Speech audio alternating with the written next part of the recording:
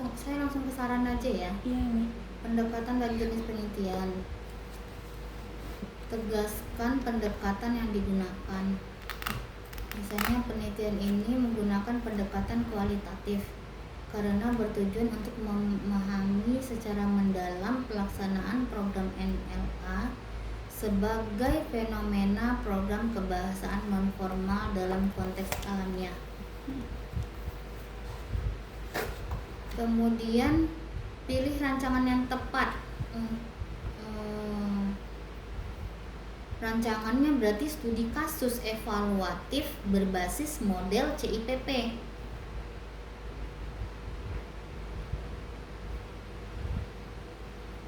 Kemudian jelaskan bahwa CIPP digunakan sebagai kerangka utama penelitian. Ya. Konteks, input, proses dan produk harus menjadi dasar penyusunan pedoman wawancara, observasi, dokumentasi, pengelompokan data dan pembahasan. Kemudian jelaskan orientasi teoritis secara sederhana. Jadi jangan memaksakan fenomenologi jika penelitian bukan fenomenologi. Cukup gunakan orientasi interpretatif dan evaluatif. Interpretatif, strip evaluatif. Karena penelitian menafsirkan data lapangan untuk memberikan gambaran dan rekomendasi perbaikan, ya. Kemudian rapikan redaksinya, perbaiki penulisan program ini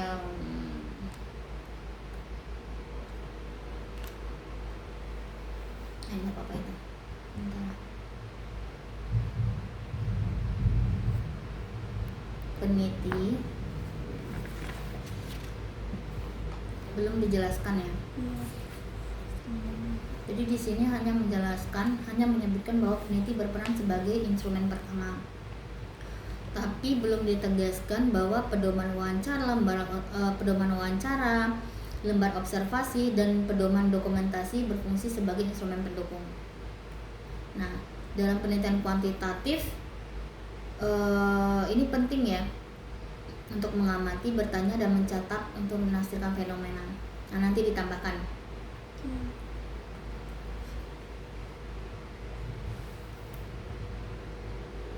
Kemudian jelaskan di bagian apa tadi?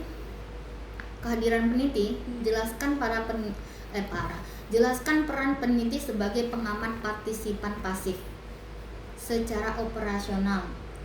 Jadi di sini peneliti hadir untuk mengamati dan mencatat, tetapi tidak ikut mengatur kegiatan, tidak menjadi tutor dan tidak mengambil keputusan program tersebut, program MLA ya. Kemudian yang ketiga, ubah redaksi. Hadir pada setiap pelaksanaan kegiatan MLA menjadi hadir pada beberapa kegiatan MLA selama masa penelitian.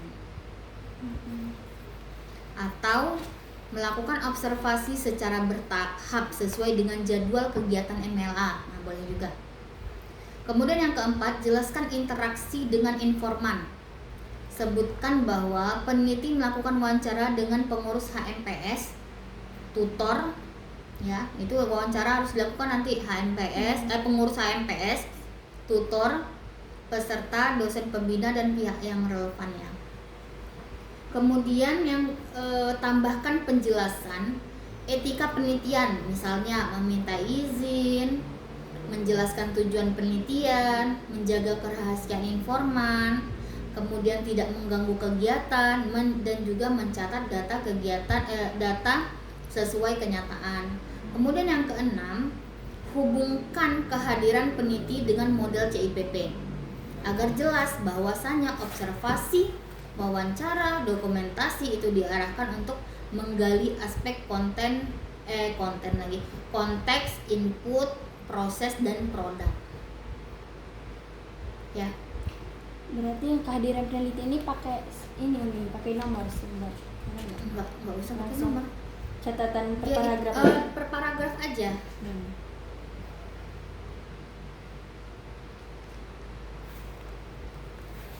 Lokasi penelitian lagi.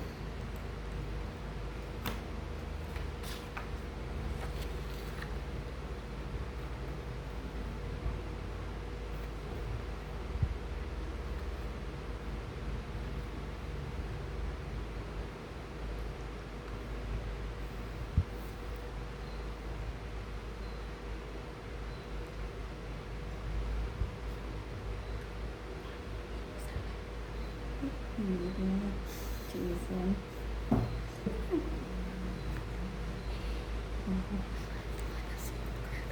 Ini ada satu data pribadi.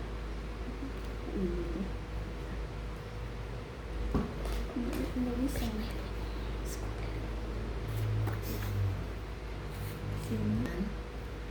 Ada beberapa masukan yang perlu ditambahkan.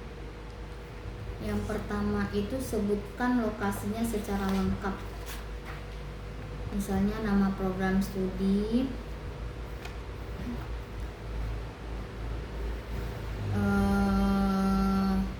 fakultas, universitas, kota mana ya. Kemudian jelaskan karakteristik lokasi.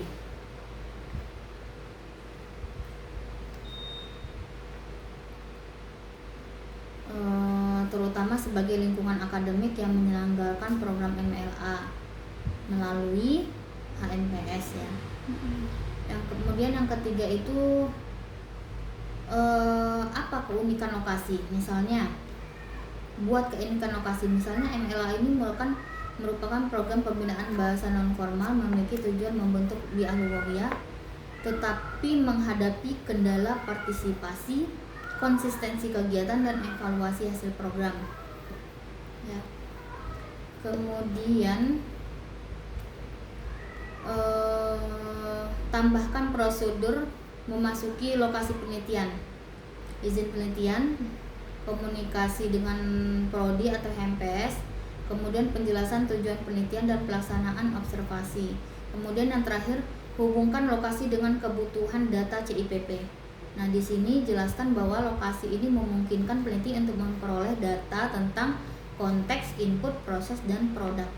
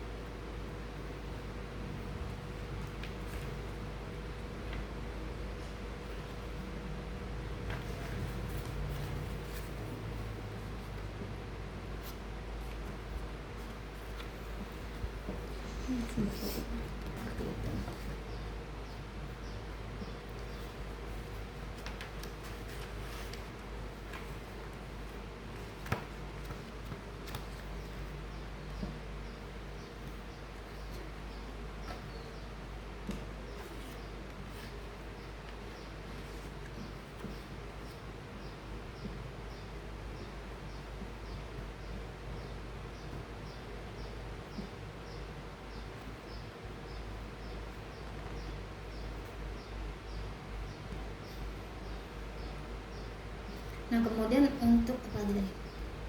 Sumber data ya. Nah, untuk sumber data, jelaskan data primer secara konkret. Jadi jangan hanya menyebutkan hasil wawancara, tetapi jelaskan bahwa data primer mencakup informasi tentang konteks, input, proses, dan produk program MLA. Nah, kemudian klasifikasikan informan menjadi informan kunci. Ada informan utama, kemudian ada informan pendukung. Nah, ini akan membuat struktur sumber data menjadi lebih jelas ya. Kemudian yang ketiga, tuliskan karakteristik informan.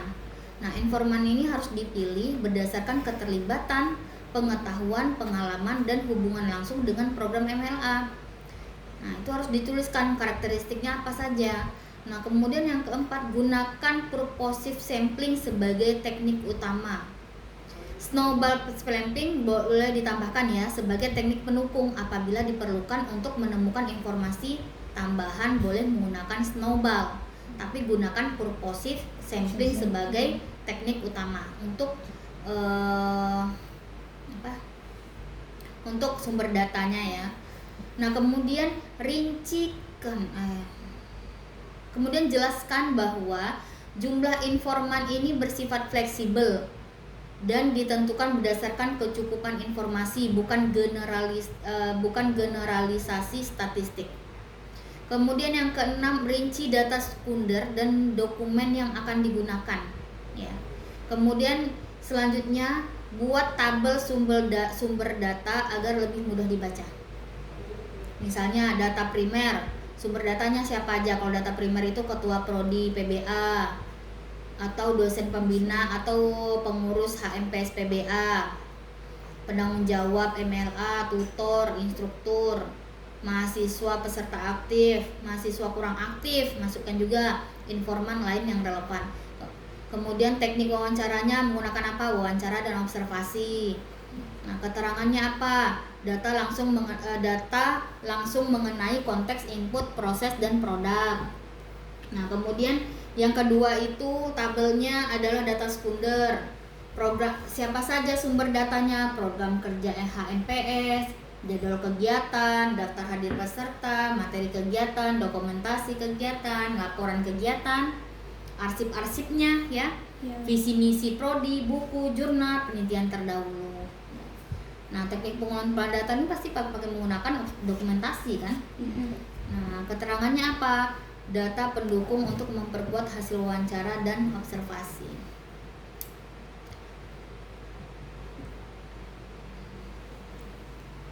Nah, lanjut prosedur pengumpulan data. Banyak PR-nya nih. Tapi harapan saya itu ya, datanya ini